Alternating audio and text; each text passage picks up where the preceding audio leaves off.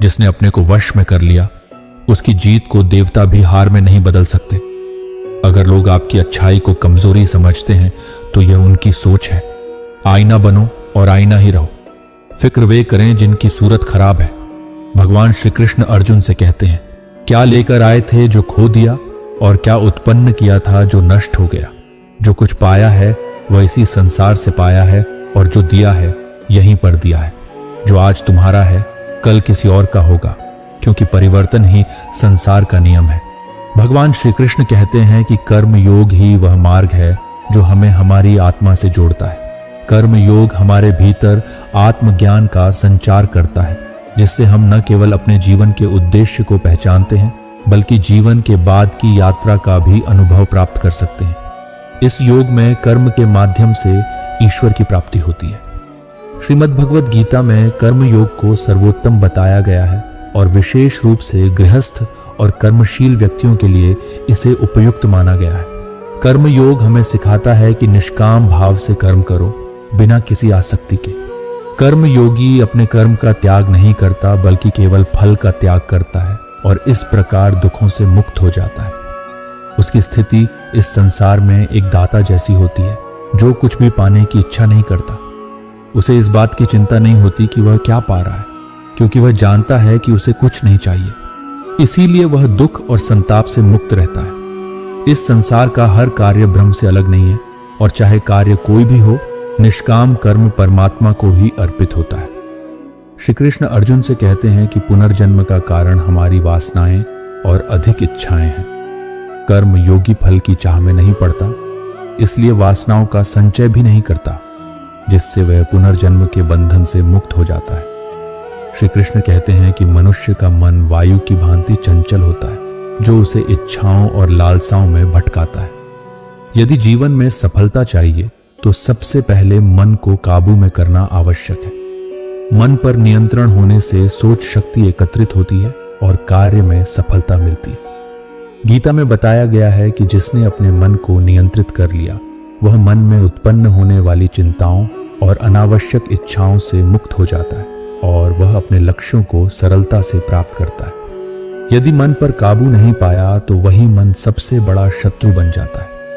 भगवान कहते हैं कि जो व्यक्ति सुख और दुख में समान रहता है, जिसके राग, भय और क्रोध नष्ट हो चुके हैं, वही सच्चे संतोष को प्राप्त करता है।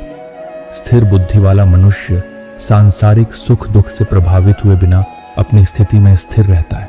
क्रोध मनुष्य को पतन की ओर ले जाने वाला एक द्वार है। क्रोध में व्यक्ति अपनी मानसिक शांति खो देता है, जिससे स्मरण शक्ति भ्रमित हो जाती है और बुद्धि नष्ट होती है। श्री कृष्ण कहते हैं कि चाहे कितनी भी परेशानी आए, मनुष्य को अपने क्रोध पर नियंत्रण रखना चाहिए। जिस तरह समुद्र अपनी मर्यादा नहीं छोड़ता, वैसे ही परमात्मा में स्थित योगी भी अपने जीवन में संतुलन बनाए रखता है।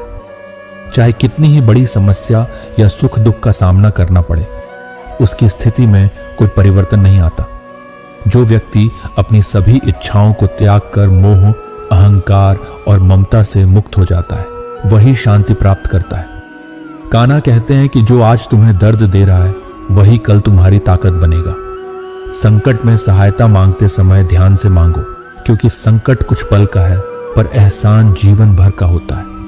अनुभव उम्र से नहीं, हालात से आते हैं। इस संसार में जीना है तो जीने का हुनर भी सीखना चाहिए। शत्रु से नहीं, बल्कि अपनों से सावधान रहना चाहिए। रात में सुकून भरी नींद आना इतना सरल नहीं, इसके लिए दिन भर ईमानदारी से जीना पड़ता है। हमारी कमियों को केवल हम ही दूर कर सकते हैं, बाकी लोग सिर्फ इसका लाभ उठाते हैं। समय के पास इतना समय नहीं कि वह हमें बार बार अवसर दे। जो बदला जा सकता है उसे बदले, और जो नहीं बदला जा सकता उसे स्वीकारें, लेकिन खुद को खुश रखना न भूलें, क्योंकि यह भी हमारी एक बड़ी जिम्मेदारी है। हम अपने रिश्तों के लिए जब समय नहीं निकालते तो वक्त हमारे रिश्तों को हमसे दूर कर देता है। जो आपकी आलोचना करते हैं उन्हें करते रहने दीजिए, क्योंकि निंदा वही करते हैं जो बराबरी नहीं कर सकते। दूसरों की आदतें, उनकी सोच और उनकी अपेक्षाओं से जितना दूर रहेंगे, आप उतना ही खुश रहेंगे। श्री कृष्ण कहते हैं कि किसी का बुरा न करना हमारा धर्म है।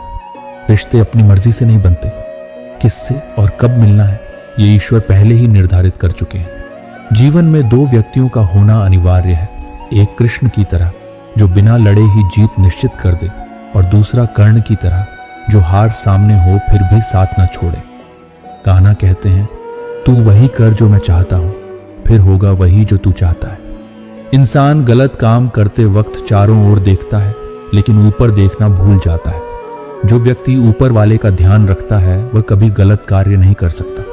भगवान श्री कृष्ण कहते हैं कि जो भी भक्त मेरे नाम का जाप करते हैं, श्रद्धा से मेरी पूजा करते हैं और मुझसे प्रेम करते हैं, वे मेरे हैं और मैं उनके सभी कष्ट हर कर उन्हें वह सभी सुख प्रदान करता हूं जिसकी वे कामना करते हैं।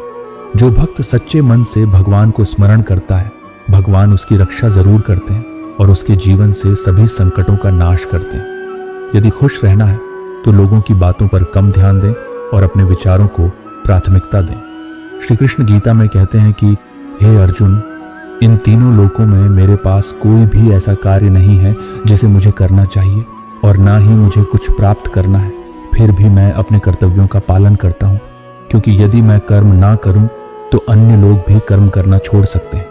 यज्ञ से मिले अन्न का सेवन करने वाले श्रेष्ठ पुरुष सभी पापों से मुक्त हो जाते हैं, जबकि जो केवल अपने पोषण के लिए अन्न पकाते हैं वे पाप की ओर अग्रसर होते हैं।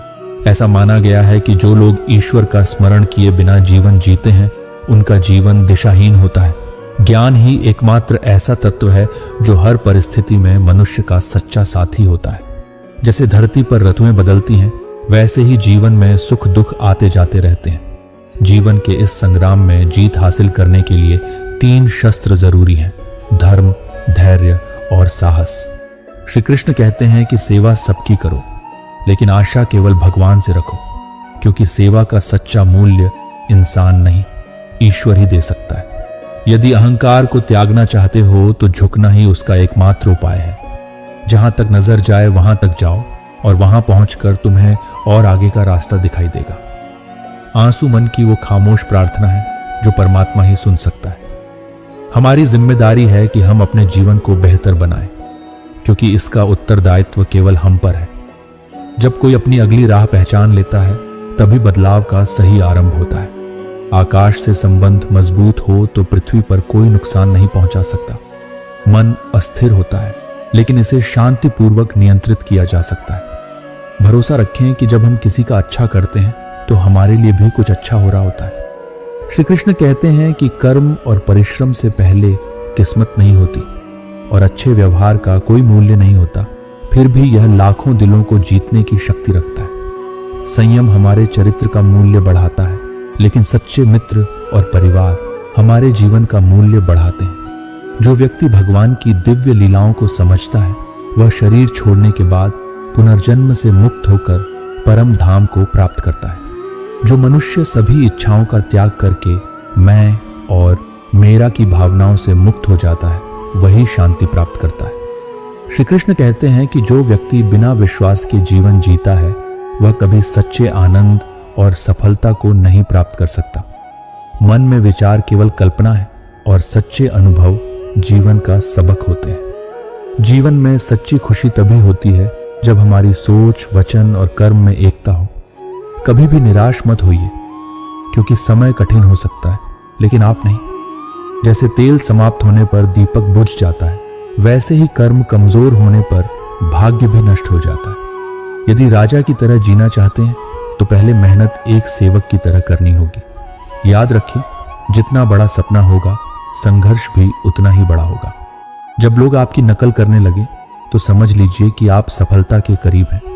अंतिम सांस तक कोशिश जारी रखनी चाहिए, क्योंकि मंजिल या तजुर्बा दोनों ही अनमोल है। जीवन बहुत खूबसूरत है, कभी हंसाती है तो कभी रुलाती है, लेकिन जो इस भीड़ में भी खुश रहता है जिंदगी उसी के आगे झुकती है।